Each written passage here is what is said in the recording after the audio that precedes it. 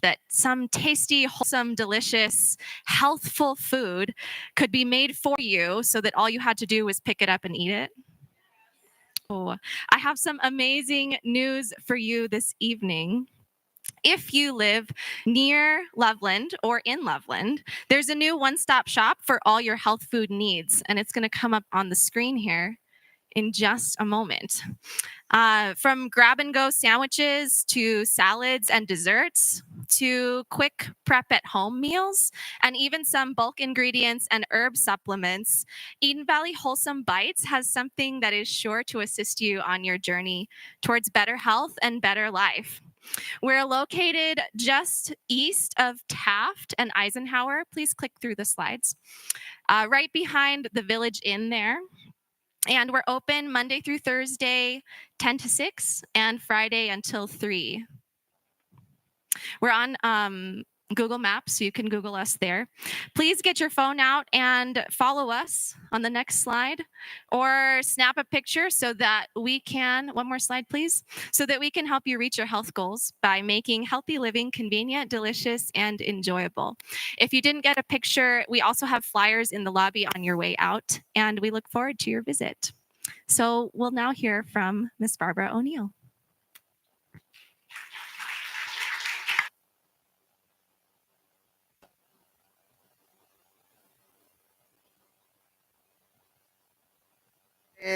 There, we got voice. I haven't got a very loud voice, and so I have to have a microphone. This morning, no, it's not this morning, it's this evening. This evening we're going to be looking at hormones. And often I find this is the missing link in people's health situation. So I'm going to begin by going to simple imbalance. There we go. And then I'm going to some of the hormonal imbalances that can happen in a male. So with a female, it can be low sperm count. Sorry, male. Let's go to the female. So for a female, it can be very early periods. What's normal? Normal is 16 to 18. And we're getting young girls getting their periods at the age of 9.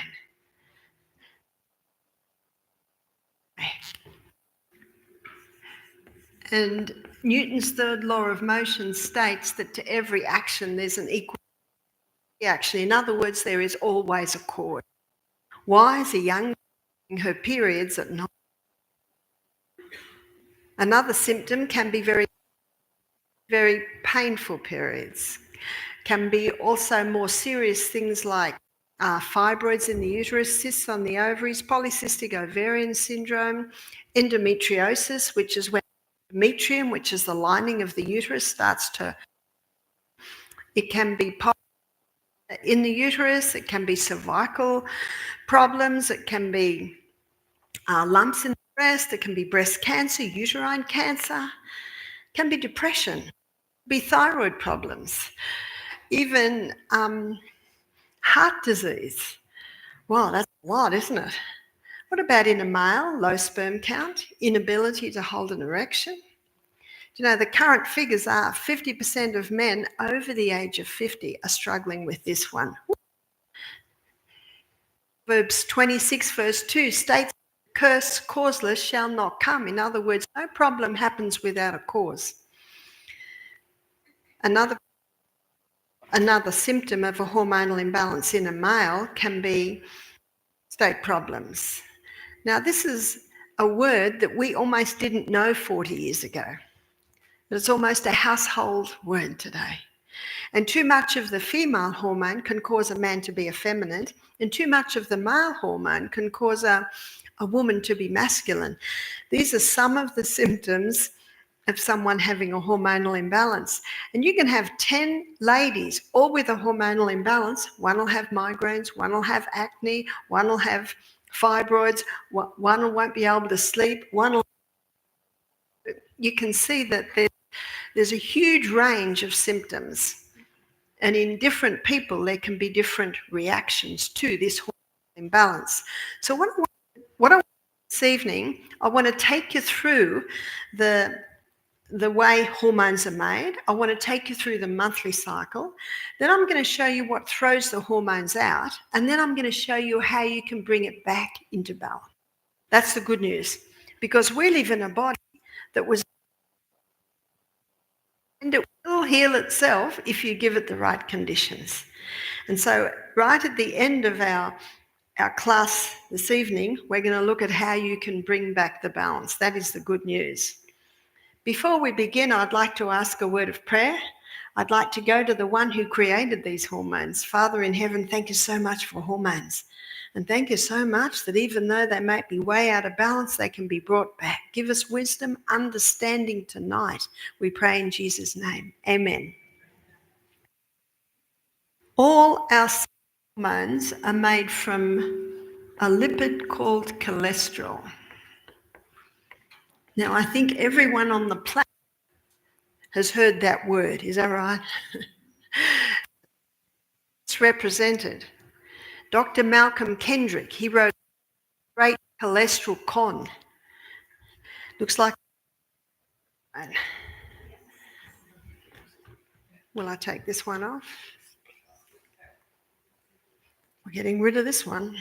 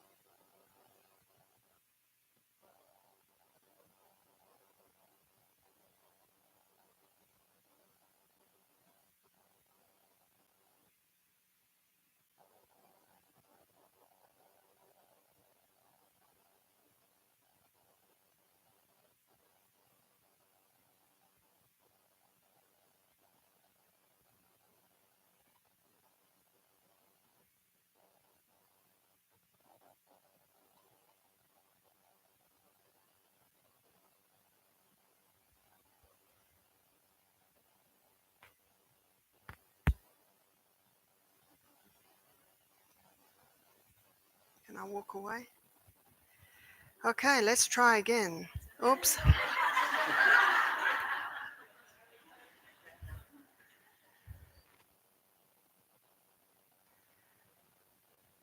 Okay, let's try again. Dr. Malcolm Kendrick, he's a cardiovascular surgeon. He wrote a book called The Great Cholesterol Con. He shows very clearly that cholesterol is not the cause of heart disease. What's the cause of heart disease? It's damage to the arterial wall because of so many environmental poisons we're exposed to today. And if the cholesterol levels are too low, then you're not going to be able to make your sex hormones, because our sex hormones are made from cholesterol. What's too low? You should never go under 150. Ideally, you should sit around 200. Did everyone hear that? The Framingham Heart Study. It was set up in the little town of Framingham, been going for 40 years, 30,000 people, some died, more come on. And they were set up to prove that cholesterol causes heart disease, but it still has not. But do you know what it did show? That people with high cholesterol levels don't get Alzheimer's. Do you need a moment's silence to take that one in? Malcolm Kendrick, in his book, he said, for the first time, normal levels of a normal vital body substance is being called a disease. We need cholesterol because from cholesterol our sex hormones are made. We need cholesterol because from cholesterol we make our vitamin D. And if you don't have enough vitamin D, your immune system isn't going to be. From cholesterol, our body makes pregnenolone. After pregnenolone, the body makes a very important hormone, and we call this the mother hormone. She's the one that's over the rest, and that's progesterone. Progesterone is a key hormone because progesterone, our body makes estrogen, often called the female hormone. And from progesterone, our body makes testosterone. And testosterone is often called the male hormone. And from progesterone, our adrenal hormones are made. Our adrenal hormones are like our fight and flight hormones. So these are the three main ones. It's a very complicated pathway, but I'm making it as simple as possible. So I'm going to show you how these hormones work together by looking at the monthly cycle. And I'm going to describe the monthly cycle like a dance, because it is like a dance. Different players come onto the stage at different times of the month. Now, I'm going to introduce you to the two star players. One is estrogen, and estrogen's role in the body, and in this dance I will explain, estrogen has a red outfit on. And estrogen's role in the body is that of a cell proliferator. Cell proliferator basically means it causes massive cell growth. And it is estrogen that causes the skinny young girl to develop into a beautiful, shapely woman. But if estrogen levels remain too high, the beautiful, shapely woman can get out of shape. I liken estrogen to fire and water. Good slave, bad master. Progesterone is the other main player in this dance of the hormones. Progesterone's wearing a green outfit, and one of progesterone's main roles is what it does to mood. It's called happy hormone. And we've got a saying in Australia and it's happy wife, happy life. And I think it's a saying because if the lady of the home, who's in the home most of the time, is happy, the home is happy. But there are many unhappy homes because the lady is lacking progesterone. And we're going to be looking at why that is so in a minute. So day one of the monthly cycle is the day that a woman begins to menstruate. Day one of the monthly cycle, progesterone levels are low. Backstage, so to speak. Day one of the monthly cycle, estrogen levels are also low, but by day 7, estrogen levels are now rising. Estrogen is the star player in this second week.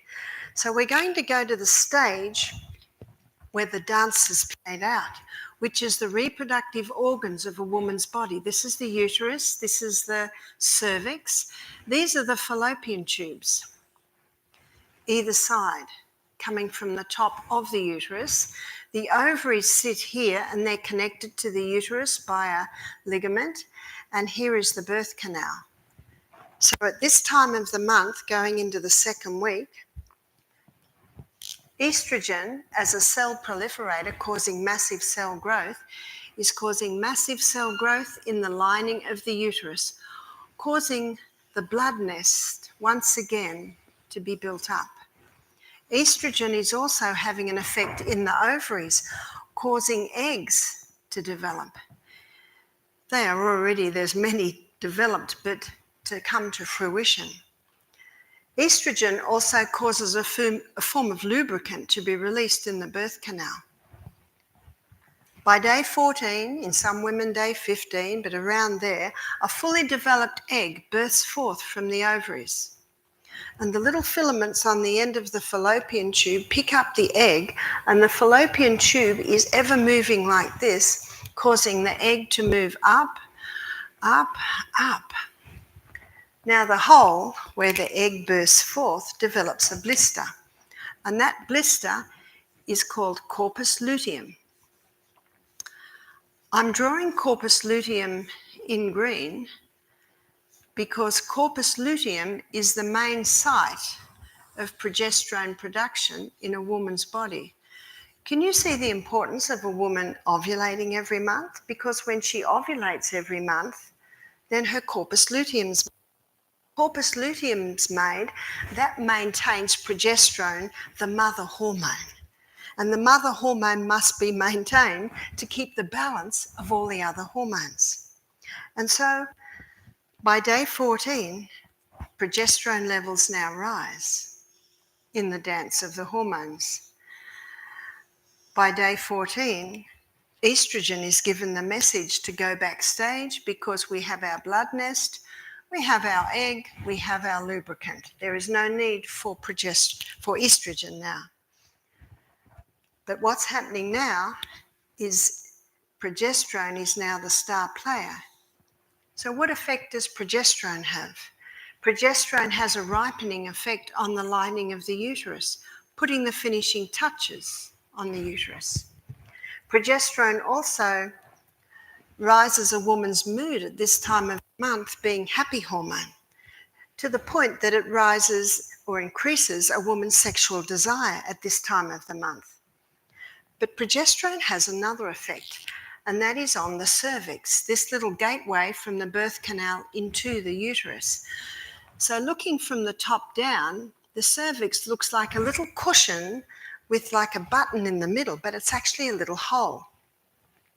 Let's look at it from side on. From side on, it looks like this. So these are the cushiony bits out here, and there's a little mucus plug in the hole. At this time of the month, with the rise in progesterone, those little cushion bits come up a little tighter, and a special form of lubricant is released around the birth canal, or from the birth canal into the uterus. So around the cervix, at this time of the month, this special form of lubricant is released. And that lubricant is designed specifically to facilitate the entry of sperm up into the uterus. So if the sperm meet this cervix, it's very difficult to gain entry. But God, in his wisdom, it's quite astonishing that one ejaculation releases between 200 and 500 million sperm. That's astonishing. The sperm cell is the small, and sometimes after half come back out. And if the sperm meet this cervix, not easy to get entry, but they're so small that a few usually do. But if the sperm meet this cervix, this lubricant literally grabs that sperm and shoots it up into the uterus. And it's got a long journey, long way to go. And some of them go down the wrong road and they die and get taken away. There's no roadmap. But some go down the right road and they've found their prize, which is the egg. The covering the egg has little folds. And what the sperm must do, it must nudge its way in to one of the folds. And it's not easy to get entry.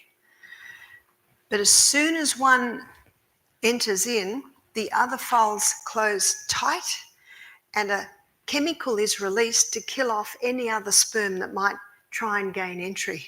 Incredible what science shows us now about the inside workings of the human body. Within a few days of the sperm entering into the egg, there's a division of cell. And in the division of those first two cells, the DNA of a new human being is perfectly intact.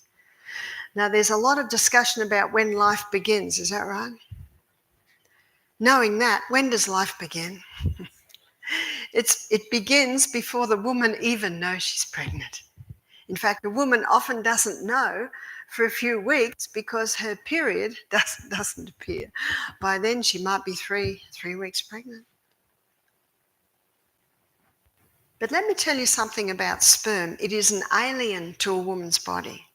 So when sperm enters woman's body, her immune system rises to attack. But when sperm goes through the prostate gland of a man, it takes on an immune suppressant property. So when woman's immune system rises to attack, the immune suppressant property of sperm knocks her back and sperm survives. Isn't it a miracle any of us are here? But I've got some good news. Woman's body has memory, and every time her husband's sperm enters her immune system rises and it goes, it's all right, it's husband, we'll just stand back. But can you imagine how dangerous it can be if a woman has multiple partners?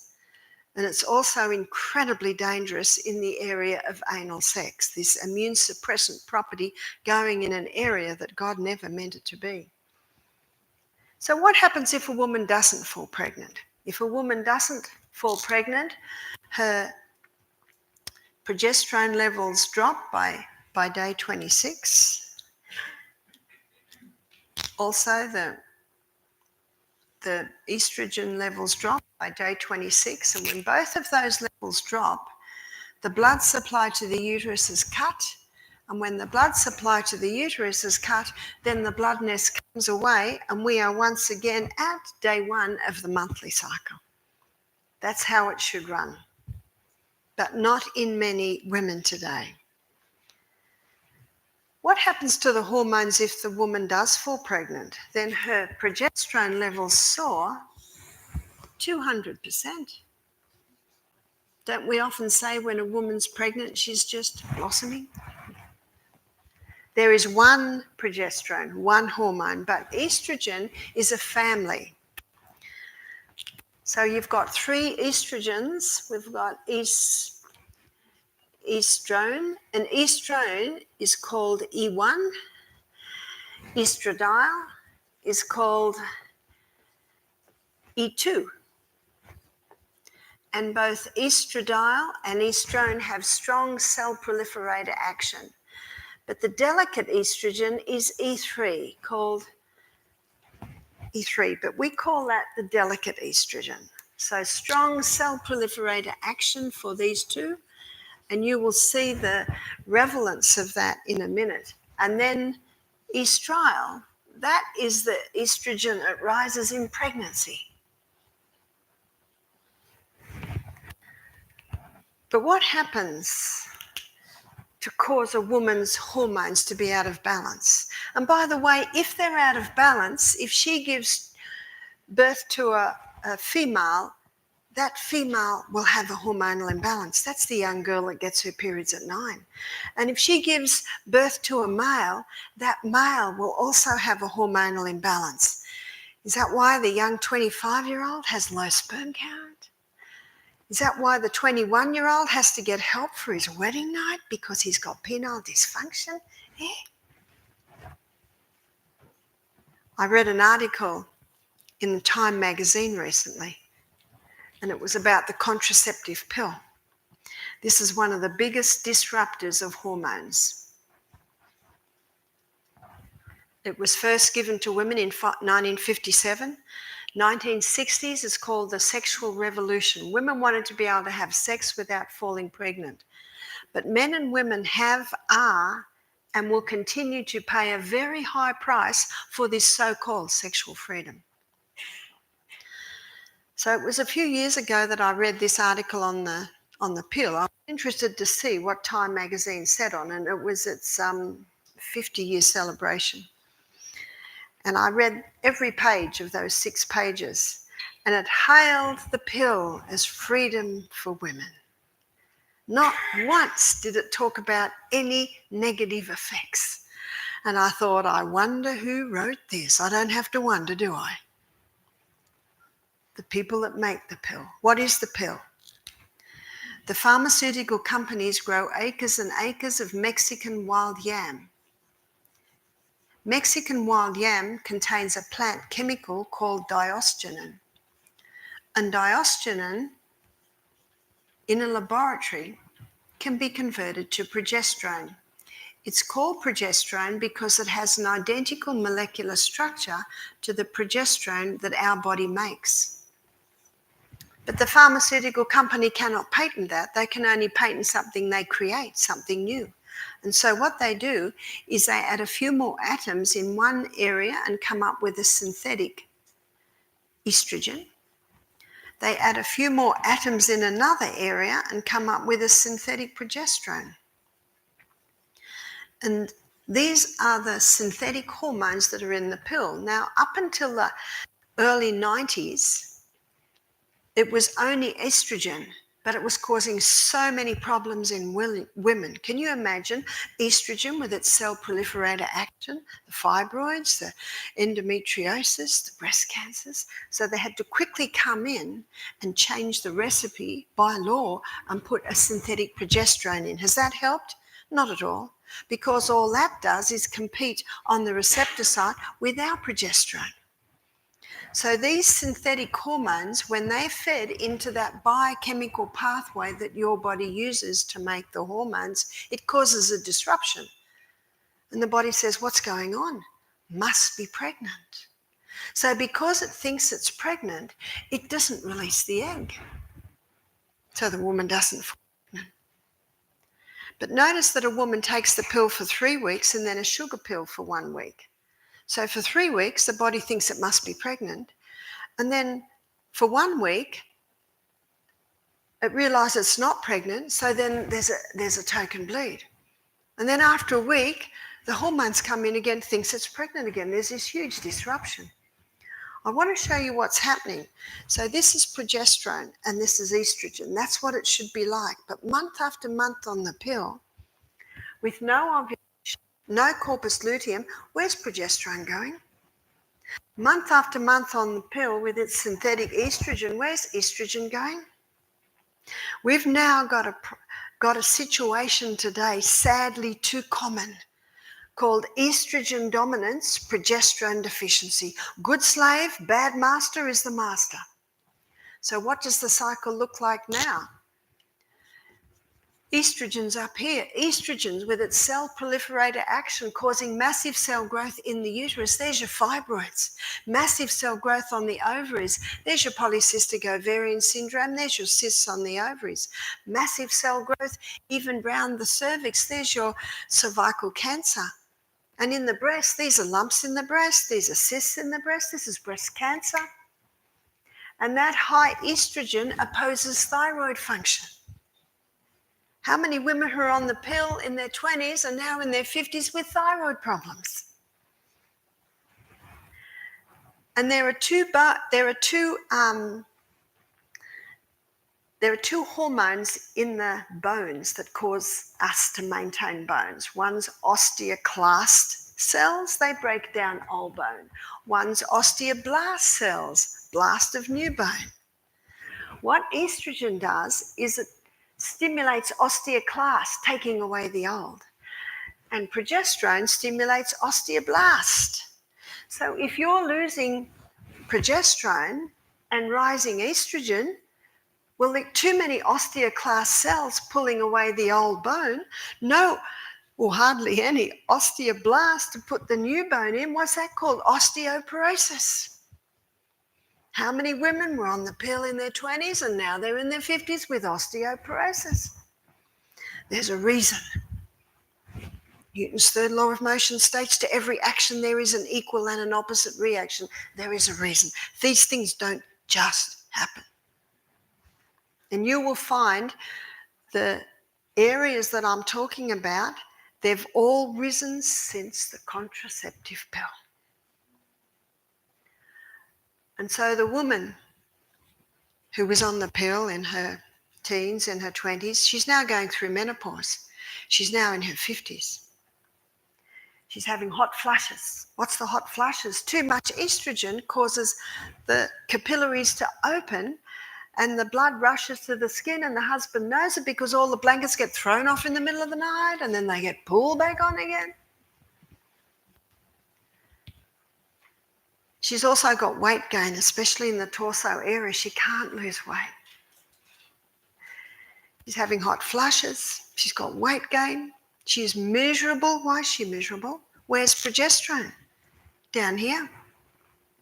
This is estrogen dominance, progesterone deficiency. She has no desire for sex, and when she does, it's painful. She is of all women most miserable, and her husband's secretary is looking better all the time. It's a terrible situation. So she goes to the doctor. What does he give her? Hormone replacement therapy. More synthetic hormones. But she's happy because the hot flushes stop. Why?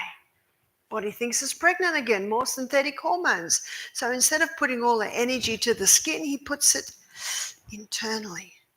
6 years later, she feels a lump. She goes to the doctor, she's got breast cancer. The doctor takes her off HRT immediately. Why does he do that? He knows. He knows it can cause breast cancer. And so if you say to him, why do you do that? he'll say, well, not every woman gets breast cancer. And that's true. And she was suffering, it brought her relief, and that is also true. But if you ask a woman, I'll give you a choice, breast cancer or hot flushes, bring on the flushes. I'll get a black lace fan.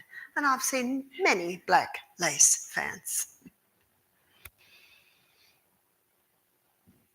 But because the pharmaceutical can't patent progesterone, doctors are not taught about this. The pharmaceutical company holds a large piece of the pie, unfortunately,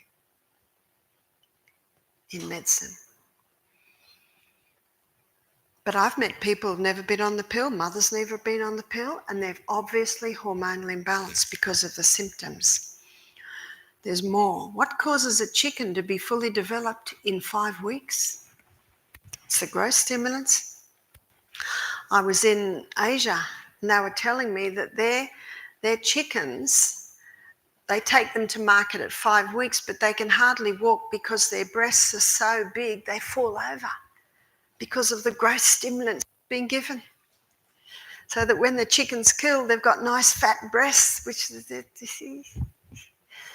in Australia it's against the law to give for cattle farmers to give their cattle growth stimulants. But we had a cattle farmer's wife do our program. She said every month they knock on our door pushing the growth stimulants.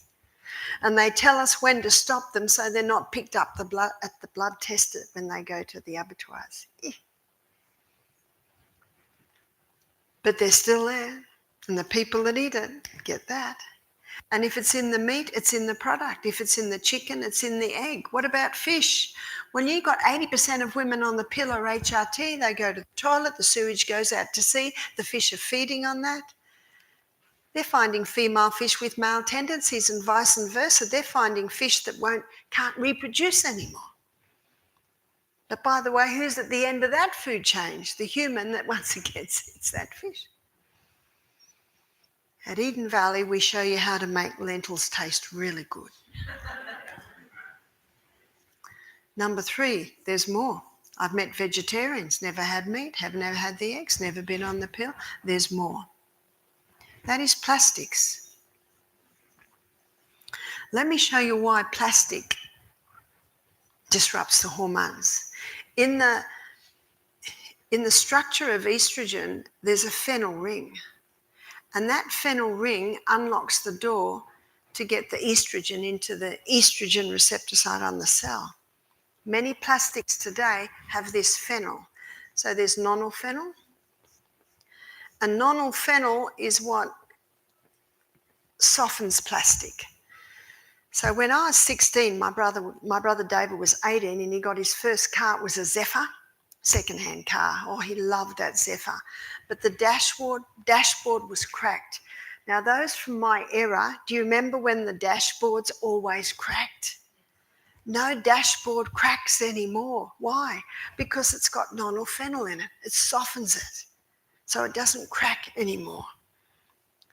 So what my brother did, he put turquoise fur on the dashboard and a cow whose head went up and down. That's very 60s, isn't it? But dashboards don't crack anymore. It's because of the nonylphenol in them. And there's also bisphenol A. But notice both of these chemicals that are in plastics, are in most plastics, they have the phenyl ring. So they have the key that unlocks the door to get into the estrogen receptor site. They're called estrogen mimickers. You can get plastic bottles, and I know our Eden Valley guests have them, and they're hard plastic. And if you look at the bottom, it'll say BPA free. So this is BPA, it's a bisphenol A free. So you can get hard plastic that does not have the estrogen mimickers in it. So these are called xenoestrogens, meaning estrogen mimickers. There's more estrogen mimickers, and in many herbicides, insecticides, and probably one of the most dangerous is Roundup or glyphosate. If you buy potatoes that are not organic, they'll have glyphosate in them because they use Roundup to kill the top, to kill the foliage on top so they can harvest the potatoes. I think there are a whole heap of potatoes dug here yesterday, so the potatoes we have for lunch tomorrow, they're good ones. I was reading that the Sri Lankan president, he banned glyphosate because so many rice farmers were coming down with endocrine cancers, even their children. This happened in about 2014. And as I'm getting the information ready for my new book, which hopefully will be out in a couple of months, my graphic designer was Googling and looking at, backup for information I put there, and he said, oh no, the Sri Lankan government have just decided to once again use Roundup. Pressure, money, has it suddenly come all right? No, it's never been all right. That's why organically grown fruits and vegetables are so important. Get the chemicals out of our homes. The plastics, the chemicals, so many hidden ways that we can be damaged by these chemicals, little by little, in the clothes, in the washing detergent, what you clean your teeth with, what you wash your hair with, all of these little bits and pieces come in, and they all have an effect. Like the straw that breaks the camel's back, piece of straw can't break a camel's back, but on top of all the rest, can tip the scales. What about soy? Let me give you the soy story. Here are 3 cells, and here are 3 estrogen receptor sites. This estrogen is the xenoestrogen, and it's 20,000 times stronger than the human estrogen. So how big is it? It's big. And because it has the key, it has that phenyl ring, it doesn't even knock, it just pushes its way right in. How big's the human estrogen? It just sits in the receptor site like this. But human estrogen is 20,000 times stronger than the plant. So how big's the plant? It's only a tiny little thing that just slips into the cell like that. Which one do we need to fear? It's not the plant, it's not the soy. It's the chemicals. The chemical estrogens are the most dangerous. They're 400,000 times stronger than the delicate plant. And the plant estrogen is unique, mostly found in soy, red clover. It comes to the receptor site and it knocks. It says, excuse me, do you need me? And cell says, no. So it says, well, I'll just sit at the door. And because it sits at the door, it protects that receptor site from the xenoestrogen. So it has a protective role to help balance your hormones. But if it knocks on the door and says, do you need me? And the cell does it, it says, please come in. And he says, why, certainly. Psalm 104 verse 14, the Bible says that God gave herbs for the service of man. They serve you. They knock on the door. Do you need me? That's what herbs do. If a woman's had breast cancer, she is told that she must be on tamoxifen for 5 years. And she is told that that tamoxifen will protect her estrogen receptor sites from estrogen, because they are, of course, that's an acknowledgement that the high estrogen is a big contributing factor. But it has side effect of its own. But red clover does the same thing. So a woman can safely stop the tamoxifen and go on red clover. You can get it in a tablet, capsule form, take it 3 times a day. And remember what it'll do? It'll sit in that receptor site and it'll protect against the chemical estrogens. The soybean grown in America today, it's called Roundup Ready. It's been genetically modified to resist Roundup. Problem number 1. Problem number 2, and a farmer told me this, he said 5 times before harvest, the field is sprayed with Roundup. So we've got 1, 2, 3, 4, 5 doses of glyphosate in this soybean. That's a dangerous soybean. Not because of the natural plant estrogens, but because of the chemical estrogens put on it while it was growing. My girlfriend, I think I told you recently, she did a thesis on soy. People say to her, tell us about soy. She's got a one-lined answer. She said, it's really simple. God made it good, man mucked it up. So the soybean that God made, the organically grown, non-genetically modified soybean, not a problem.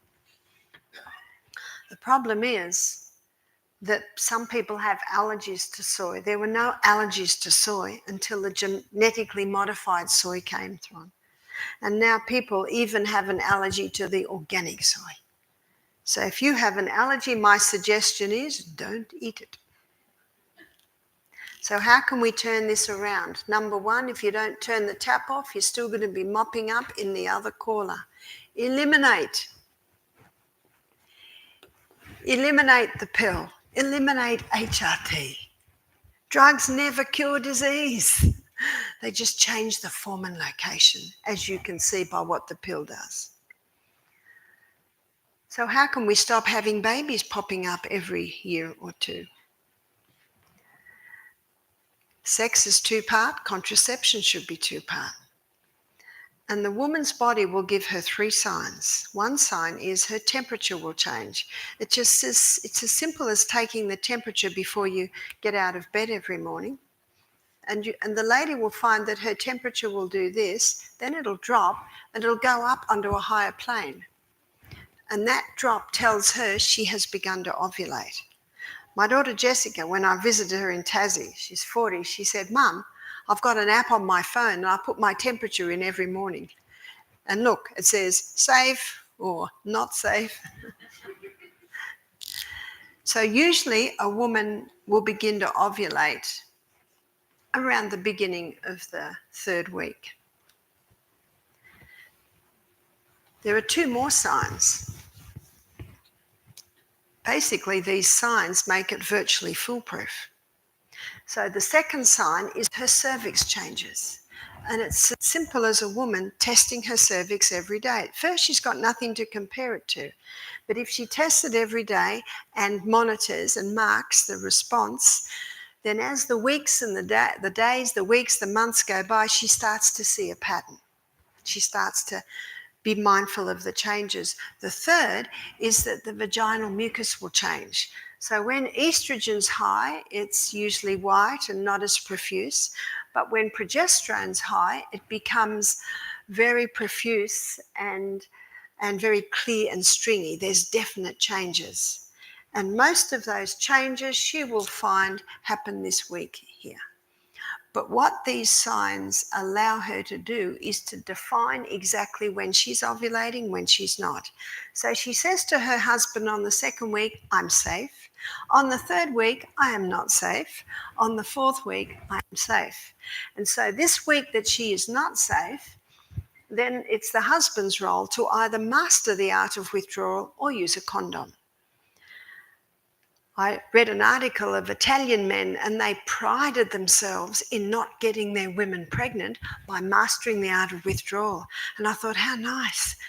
Because I know in Australia and America, it's usually on the woman. She has to have the pill or an IUD or the tubes tied. And it is also true that sometimes the man has a vasectomy. But I don't agree in cutting tubes in the human body. In fact, there's research linking a lot of women that have had the tubes tied end up having to have a hysterectomy. And they still have not done much studies on this, but how many men who had the vasectomy are now having prostate problems when they're in their 60s? You can't interfere with the functions of the human body and there not be a result.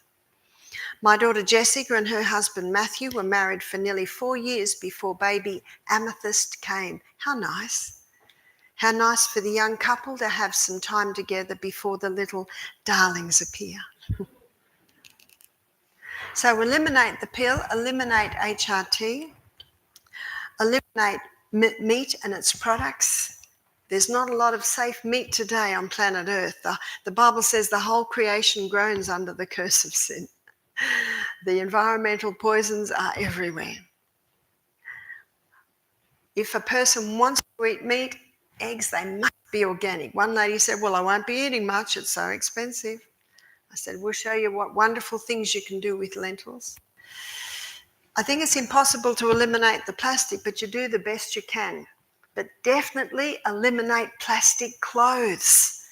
That's your polyester, there's your nylons, your acrylics. A lot of ladies love their polyester because when they travel, they can just take the dress out, put it on, doesn't have to be ironed.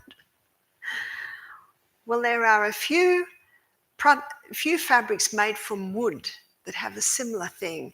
They're viscose, which is bamboo, rayon, and also modal, M-O-D-A-L.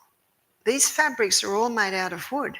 It is true there's a chemical process to soften them so that they become a soft fabric, but all you have to do is wash them and put them on the clothesline. Do you remember those things? Clotheslines. Put them in the sun for the day and that will purify the clothes and detoxify from any residue. Even when you buy cotton, you have to wash it and put it in the clothes, put it in the sun for a day because one of the most sprayed crops in Australia anyway is the cotton. Get the plastics out of your home. One of the worst is putting hot soup into a plastic takeaway container. Go organic as much as possible. Get the chemicals out of your home. You'll save a fortune. Get rid of all that stuff. Laundry cupboard, all you have to have in there is vinegar, sodium bicarbonate, and a biodegradable washing detergent. You don't have to have much in there. That's how you turn the tap off. Number 2, our liver has the ability to detoxify us from environmental poisons. Here's liver. And it'll take it down one of 2 pathways. The liver will take the estrogen down either hydroxy-2 pathway or the hydroxy-16 pathway. If it goes down hydroxy-2 pathway, it's out. If it comes down the hydroxy-16 pathway, it comes back into the body 100 times worse. So we'll call it highway 16 and highway 2. We don't want highway 16, we want highway 2. So there are a few foods and there are a few herbs and vitamins that stimulate highway 2 and inhibit highway 16. One is the cabbage family. The cabbage family contain a plant chemical called indoles, and indoles stimulate highway 2 and inhibit highway 16. Also B vitamins. If someone has a hormonal imbalance, initially they may need to take a supplement. So this is vitamin B, B6, B9 and B12. These 3 vitamins stimulate highway 2, inhibit highway 16. Licorice, if you've got blood pressure, leave the licorice or high blood pressure. And also flaxseed. We looked at the wonders of flaxseed this morning. So here's another wonder of the flaxseed, is it stimulates highway 2 and inhibits highway 16. So number 1, turns the tap off. Number 2, it allows the body to get rid of excess estrogen. And number 3, a cream called the Anna's Wild Yam Cream. The Anna's Wild Yam Cream contains the plant chemical diosgenin. And when you apply that cream to the skin, the fat cells pick it up and it stimulates the pathway that your body uses to make progesterone. So what the Anna's Wild Yam Cream does, it works with your body to stimulate your body to make progesterone. You can buy progesterone cream, and for some women who are having hot flushes every half hour and if they've just found out they've got breast cancer, that progesterone cream can give them a kick start. But eventually they will need to go to the Anna's, because if you keep putting progesterone into the body, it can get a little bit lazy and stop making it. So it's far better to work with the body processes, which is what the Anna's Wild Yam Cream does. It works with the body's processes to boost our body making its own progesterone. And remember what progesterone is? It's the mother. We boost up the mother and it keeps the daughters and the son in the proportions and the balance that they should be. The body runs according to precision balance. And we see the problems that have arisen because this hormone balance has been thrown out. So what this does is this stimulates the production of progesterone, which automatically starts to balance the other hormones. Men and women have the same hormones. Number one for women is progesterone, then estrogen, then testosterone. For a man, number one is progesterone, number two is testosterone, then number three is estrogen. But when estrogen levels rise, for a man, that can actually cause testosterone levels to rise, which can cause inflammation of the prostate gland. And if estrogen goes above testosterone, that's when a man can be effeminate. And the same with a woman, on the other hand, if her estrogen levels cause testosterone levels to also rise, that's when she can be masculine. You're almost not allowed to talk about that in Australia, but I'm just telling you the science behind it. So how is the Anna's Wild Yam Cream applied? The Anna's Wild Yam Cream is used in very small amounts. So basically, it'd be just a finger dip past the nail bed. I did used to say knuckle, but one lady thought this was the first knuckle, and she went through the whole jar in 1 month. So, nail bed, and that's applied twice a day for 3 weeks a month. So if a woman is still menstruating, she applies it for these 3 weeks here. And if a woman is not menstruating anymore, she just chooses 1 week of the month where she does not apply the cream. One lady said to me, I tried this cream and it didn't work. I said, how long did you try it for? She said, 2 months. Now, if her, which most of them is like this, estrogen dominance, progesterone deficiency, do you know where we are after 2 months? About here. Where do we need to be? We need to be here.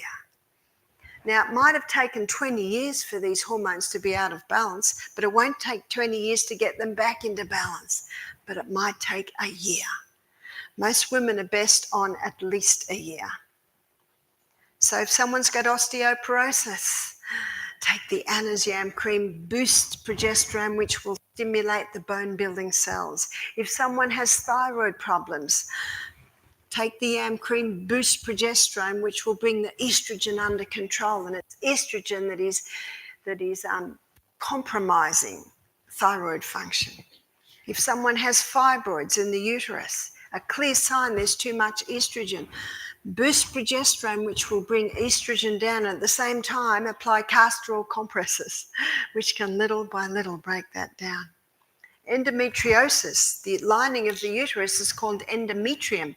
So when there's too much estrogen, too much endometrium is made and it starts wandering all through the abdominal wall. So every month when those levels drop and the blood nest bleeds, all these little pockets bleed, but they've got nowhere to go. And that causes excruciating pain for the woman.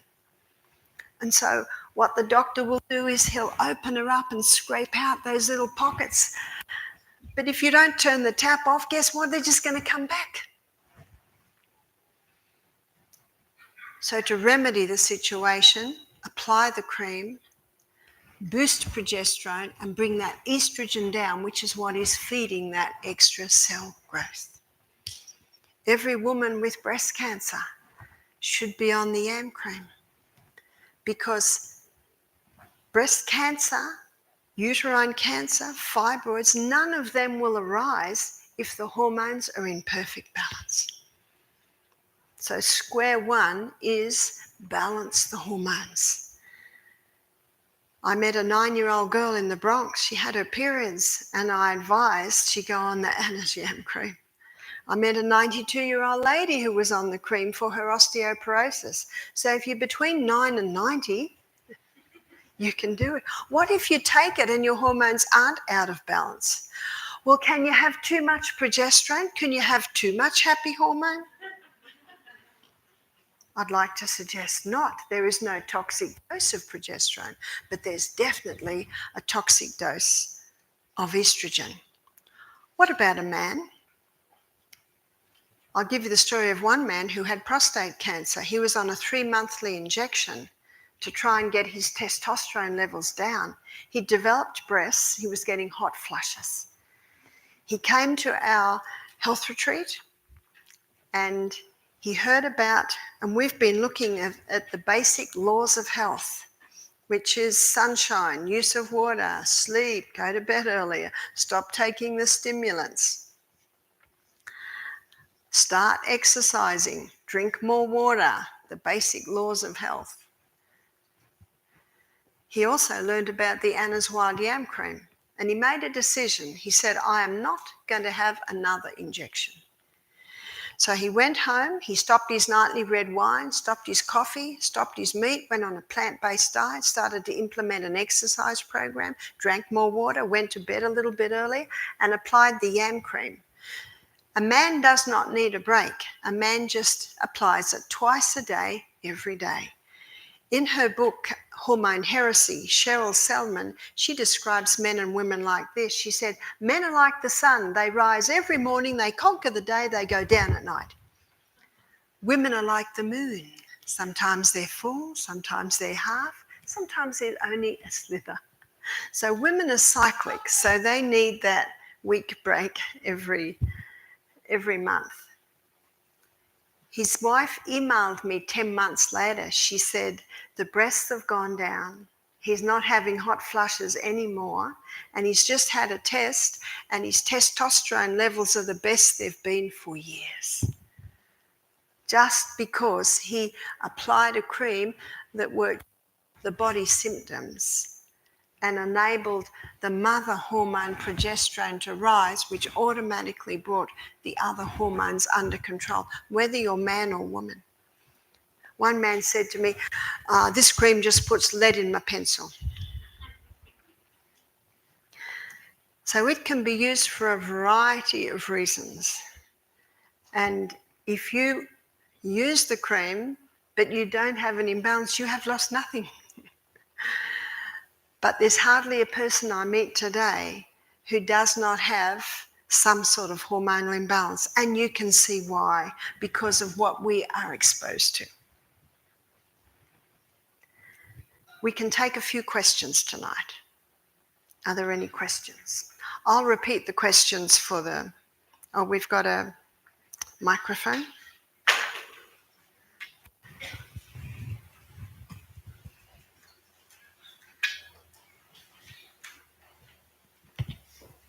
Thank you.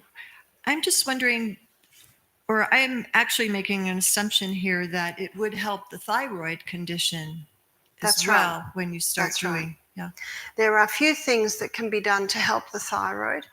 One of them is to apply the yam cream to boost progesterone, to bring estrogen down, because it's estrogen that opposes the thyroid function. That's true.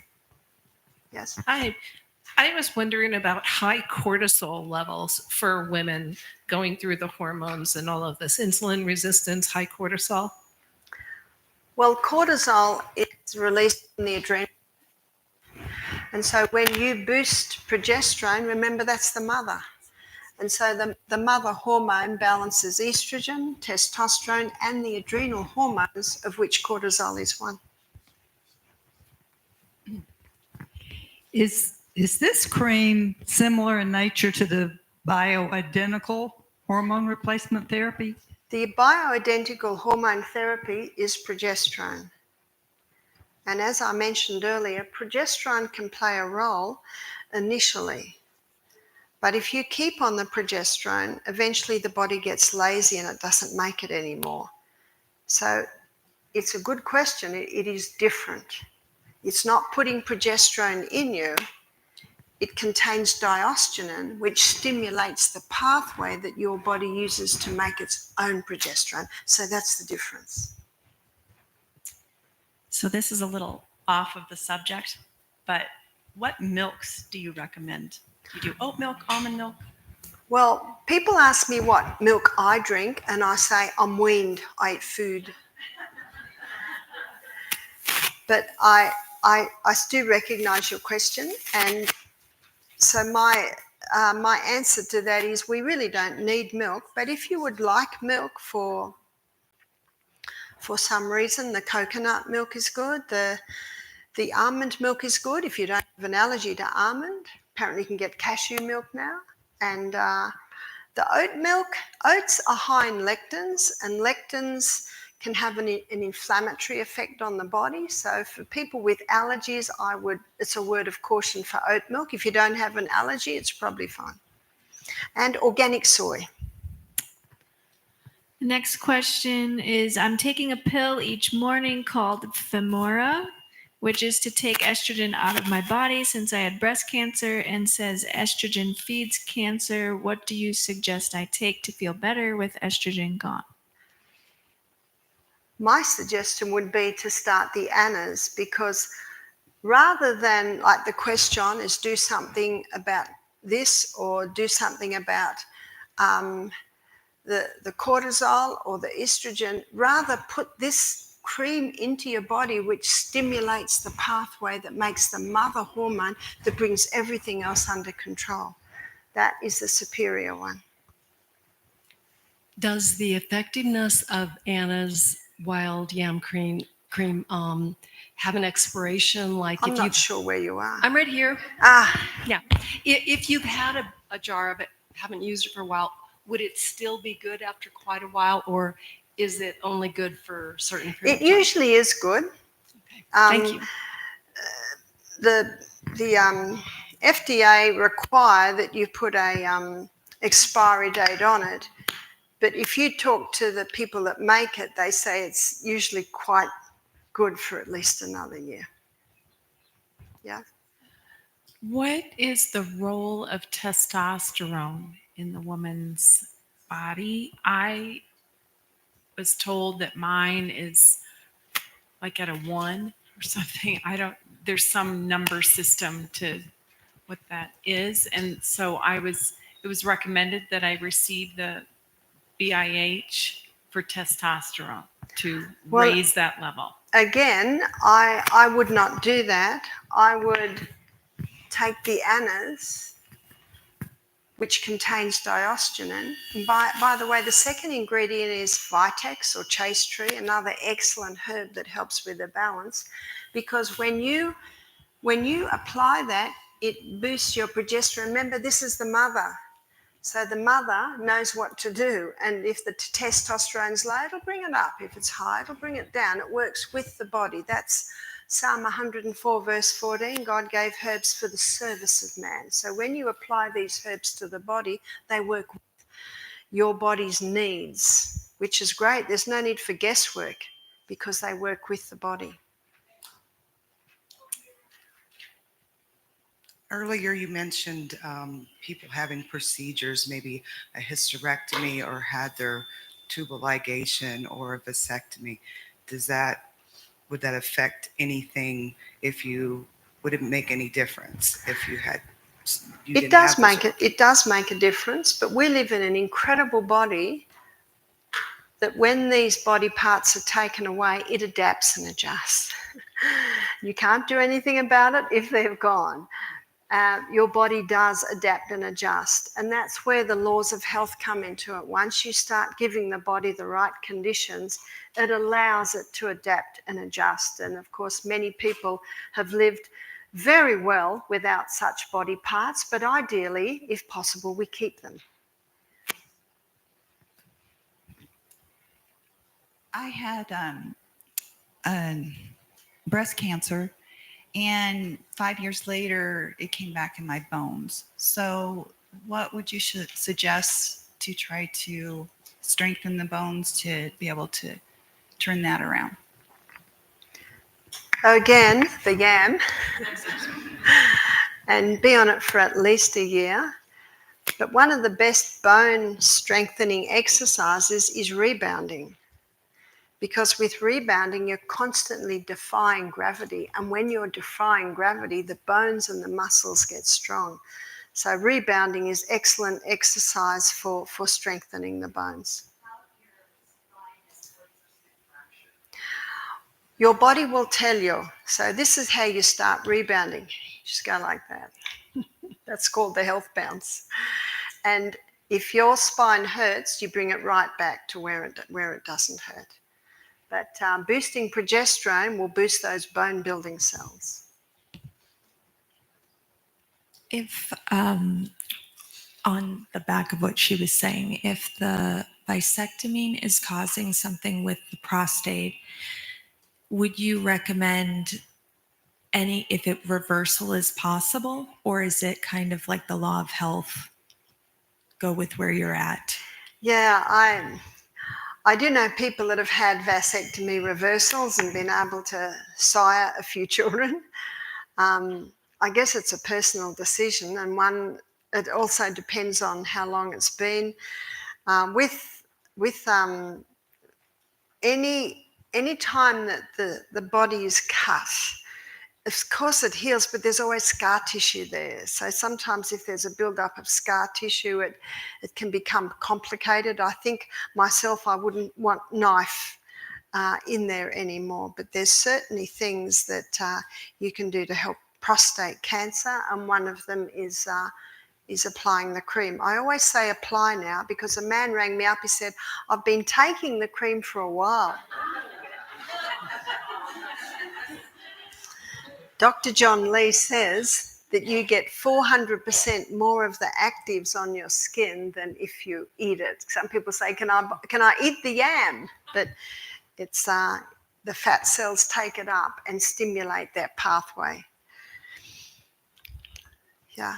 Barbara, if a person has a goiter on their thyroid and they're working on the progesterone and lowering that other one, is there any other things you can recommend other than what you have up there, as far as maybe a poultice, or would something help that goiter? Yeah, the castor oil poultices are very good because castor oil penetrates deep and can break up unnatural formations. Okay. You'd wear it for at least 5 hours a day.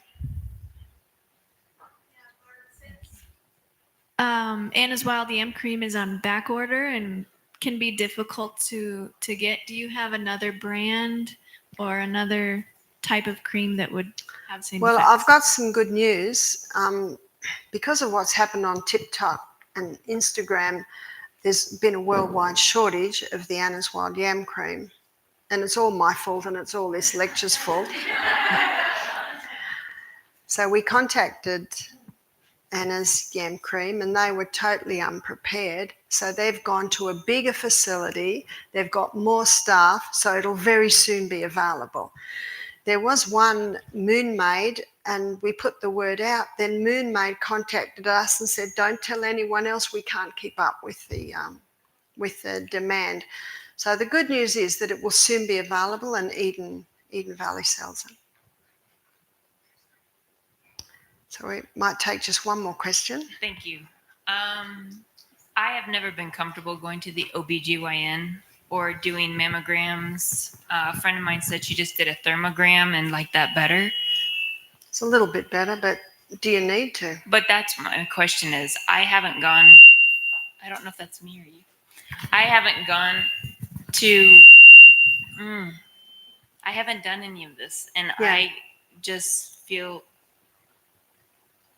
okay with it, but I don't know if I'm missing something, if those No, screenings are needed. What you're missing is the chemicals and the damage. That's all you're missing.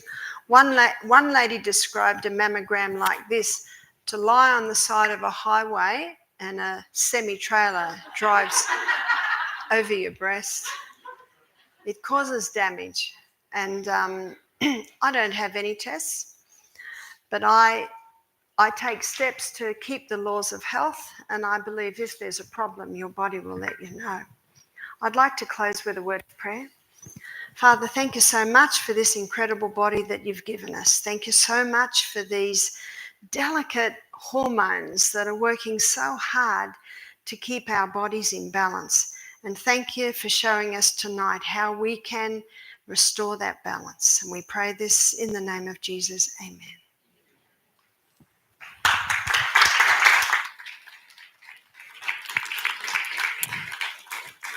Thank you, everyone, for joining us. A couple announcements. Our farm produce